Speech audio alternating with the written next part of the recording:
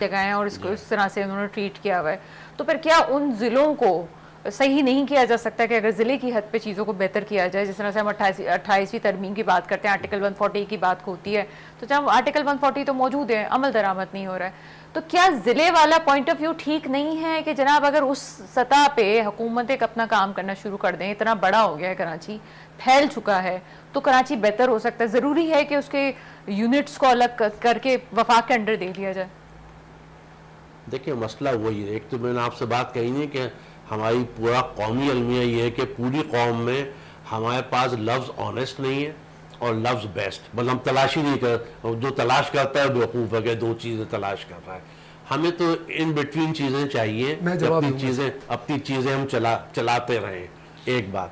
دوسری بات, رضوی صاحب نے وجہ فرمایا کہ سب ہم کو آدھی میں کوارٹر روٹی مل جائے نا, وہی بڑی بات ہے. کیپٹل پورا شفٹ ہونا تو چھوڑ دیں آپ. نہیں کیوں نہیں ہو سکتا سر, نہیں ہوتا ہے وہ, اس سے آسان بات کا ہم نے تجزیہ کر رہے ہیں نا, اس سے آسان کا مشورہ دے رہے ہیں کہ آپ فیڈرل کیپٹل اکنامیکل ہب بنا دیں, اسے اکنامیکل کیپٹل بنا دیں. دنیا میں سب جگہ ہے. اچھا کیپٹل تو خیر اس لیے آتا ہے, ایوب خان کی جتنی باتیں تھیں وہ تو جو بھی ان کا مقصد تھا, ہاں یہ حقیقت ہے کہ وہ کیپٹل موسٹلی جو ہے اسٹریٹجیکلی پورٹ پہ نہیں ہوتے عام طور پہ. وہ ایک ان کا پوائنٹ تھا اس وقت کہ پورٹ پہ کوئی اچانک کوئی, یہ تو 7 فلیٹ اس وقت کا آیا ہے تو کیپٹل کے کیا بنے گا. نارملی آپ دیکھ لیں دنیا کیپٹل موسٹلی جو آپ کو پورٹ سٹی سے دور ملیں گے. وہ ایک پوائنٹ صحیح تھا اور ایک نئی جگہ بسائی ہوئی ایک اچھی ایفرٹ تھی, لیکن کراچی کو بالکل بھی بیکورڈ اچھا ایوب خان کے دور میں نہیں چھوڑا گیا. جتنی بیسک انڈسٹری, بڑی انڈسٹری ایوب خان کے دور میں لگی ہے. پچھلے پروگرام میں نے آپ کو فگر بتائی تھی, 6.9% تقریباً میں غالباً G D P growth Ayub Khan کے دور میں رہی ہے. 6.56 جی ڈی پی بلکہ 7% جی ڈی پی رہی ہے آپ کے ضیاء الحق صاحب کے دور میں. پھر مشرف صاحب کے دور میں بھی رفلی 7% کے ایوریج بتا رہا ہوں, ناٹ ایئرلی, بلکہ مشرف کے 23-24 میں تو 8 سے اوپر تجاوز کر رہی تھی آپ کی جی ڈی پی گروتھ. ایک زمانہ جو آپ بیان کر رہے ہیں, کبھی تو بنگالی بھی ہمارے ساتھ ہے نا اس جی ڈی پی میں. آپ ایک جو دور کا ذکر کر رہے ہیں اس میں تو بنگالی بھی ہمارے ساتھ ہے. بنگالی بھی ساتھ دیکھیں نا, ابھی جو ہم نے کلیم کی بڑا فخری ہے, کہا کہ ہم نے 25-26 میں 3.7% جی ڈی پی ہم نے اٹین کی, چونکہ وہ 2 سے نیچے چلی گئی تھی. وہ میں نے آپ کو بتایا تھا کہ 47 سے 58 تک کی, ابھی نکال کے دیکھ لیں آپ, 3.7 ہے, جبکہ آپ کا کوئی پرماننٹ پی ایم نہیں تھا, کوئی پرماننٹ آپ کی منسٹری نہیں تھی, پیسے آپ کے پاس نہیں تھے. اس دور میں بھی پاکستان کی جی ڈی پی 3.7 تھی پہلے 10 سال کے اندر, 47 سے 58 تک.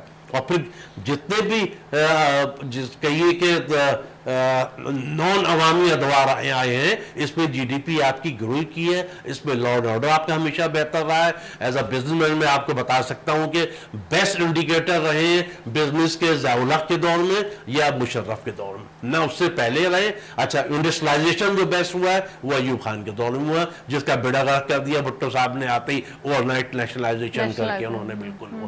تو یہ المیہ ہے, اور یہ سارے المیہ جو ملک نے جھیلا ہے یہ صرف عوامی ادوار میں جھیلا ہے. اور وجہ وہی ہے کہ کبھی کوئی بھی عوامی دور ایکچوئل عوامی نہیں آیا. جیسے ابھی آپ فارم 47 کے لوگ چل رہے ہیں, ان کو پتا ہے کہ ہماری عوام میں پذیرائی ہے ہی نہیں, تو ان کا جو دل چاہ رہے کریں گے, اور کر رہے ہیں وہ. ان کو فکر ہی نہیں کہ ہم واپس جائیں گے تو ان کا پھر وہ حال ہونا ہے ان کا وہ. لیکن سر میرا کوسچن ابھی بھی وہیں پہ ہے. میں کراچی کے حوالے سے بات کر رہی ہوں. اگر میں کراچی کو ٹھیک کرنے کی بات کروں تو کیا یہ ضلعوں کی حق میں جو یہ کہا جا رہا ہے کہ انہیں اختیار دے دیا جائے اور فیڈرل سے ڈائریکٹ جو ہے ضلعوں کو فنڈز بھی مل جائیں, تمام چیزیں ہو جائیں, تو کیا بہتر ہو سکتا ہے؟ پھر آپ نہیں سمجھتے کہ اس کو جو وفاق کے انڈر دینے کی الحاق کی بات ہو رہی ہے تو وہ بہتر ہوگا؟ لیکن 2 بڑی اہم چیزیں ہیں, یہ ہم بلکہ لکھ کے دے چکے ہیں, ہر پلیٹ فارم پہ کہہ رہا ہم نے خالی صرف سیاسی نعرہ نہیں لگایا کہ کراچی فیڈرل ٹریڈی 2, ہم نے پوری ورکنگ کر کے گورننس سسٹم بھی دیا ہے لکھ کر کہ we don't want commissionerate just like I C T ہے.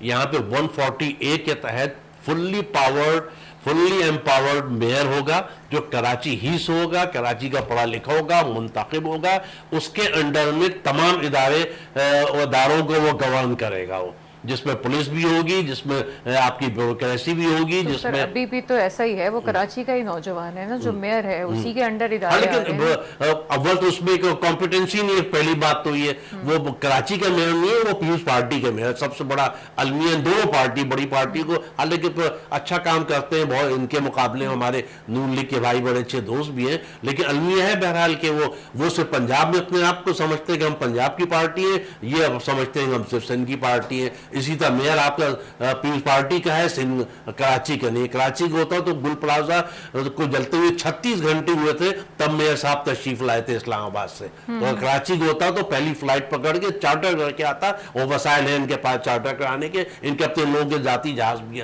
بتانا نہیں چاہتا, اس میں بیٹھ کے آ سکتا تھا کہ میرے شہر میں اتنا بڑا پلازا جل رہا ہے. تو کراچی کا محبت کرنے والا, کراچی کا پڑھا لکھا کمپیٹنٹ بندہ جب تک نہیں آئے گا اس وقت تک کراچی ٹھیک نہیں ہوگا. ہم نے یہ لکھ کے دیا ہے کہ 148 کے تحت فلی امپاورڈ باقاعدہ الیکٹڈ آپ کا میئر ہوگا, وہ پولیس کو کنٹرول کرے گا, سارے کراچی کے ڈی اے ہو گیا, کہ ایم سی ہو گیا, واٹر اینڈ سیوریج بورڈ ہو گیا, جو سندھ میں لے گئے ہیں وہ ادارے بھی واپس کراچی کو دیے جائیں گے, اور اس کو وہ گورن کرے گا. اور کوئی دیر شو بھی نو کوٹا سسٹم. چلیں آگے بات کریں گے اس حوالے سے. کمپیٹنٹ ہے تو وہ یہاں پہ کام کرے گا میئر کے انڈر میں, سندھی ہے کمپیٹنٹ وہ بھی کام کرے گا, بٹ نو سفارش, نو رشوت اور نو کوٹا سسٹم. چلیں جناب اس پہ بات کریں. جو ہے سپریم بار ایسوسیشن کے جو ہے وہ چیئرمین پریزیڈنٹ بھی رہے اور ایک جانی مانی شخصیت ہے, تو وہ دونوں پہلو پہ بات کر رہے ہیں, صرف یہ نہیں کہ پاکستان کے لیے بھی اور ریاستی سطح پر, لیکن وہ مسلم نون کی سیاست پہ بھی بات کر رہے ہیں. میں سوال کرنا چاہوں گا یاسین صاحب سے.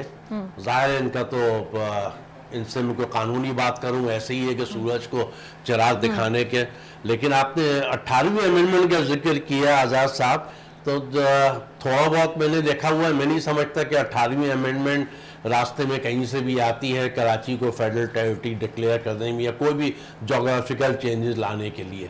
ایک بات. دوسری بات, آرٹیکل 149, 1, 3 اور 5, اب آپ لوگوں کو تو ظاہر ہے رٹی ہوتی ہیں چیزیں, اس کا جو لب لباب یہی ہے کہ وہ صورتحال انارکی والی, لا اینڈ آرڈر والی, معیشت کی بربادی جو کسی علاقے میں ہو جائے, تو یہ 3 شقیں 149 کے لگا کے چیف جسٹس یہ ایکشن لے سکتا ہے, اور جو ہوتا ہے وہاں کے لوگوں کے مطابق فیصلے کروا سکتا ہے چیف ایگزیکٹو کو آرڈر دے کے, بلکہ چیف جسٹس آپ کے پرائم منسٹر کو کہہ سکتا ہے کہ یہ چیزیں آپ صحیح کیجئے. تو یہ آئین بڑا کلیئر ہے بہت سی چیزوں کے اندر, میرا خیال ہے, را خیال بہتر تو آپ جانتے ہیں ظاہر ہے.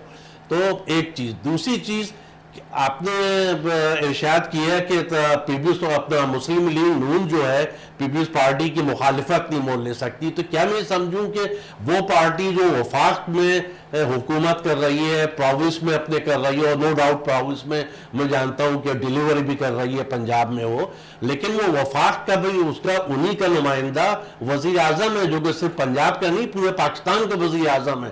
تو وہ اس کے ذہن میں بات کیوں آ رہی ہے کہ وہ ایک اگر 4 کروڑ کی آبادی نہیں رہنا چاہتی ایک پرٹیکولر پارٹی کے ساتھ ان کے ظلم کی وجہ سے, ان کے کرپشن کی وجہ سے, تو یا تو ان کو بٹھال کے وہ حل نکلوائے, وہ حل نہیں نکال سکتی تو وزیر اعظم کے بڑے اختیارات ہوتے ہیں, وہی 149 آرٹیکل کے تحت اپنے اختیارات کا استعمال کرے, اور یہاں پہ کوئی کراچی کی 4 کروڑ عوام کو کوئی ریلیف دے, تاکہ کل جب آپ دوبارہ الیکشن میں آئیں تو آپ کو پھر ٹوٹی بجی حکومت نہ بنانی پڑے.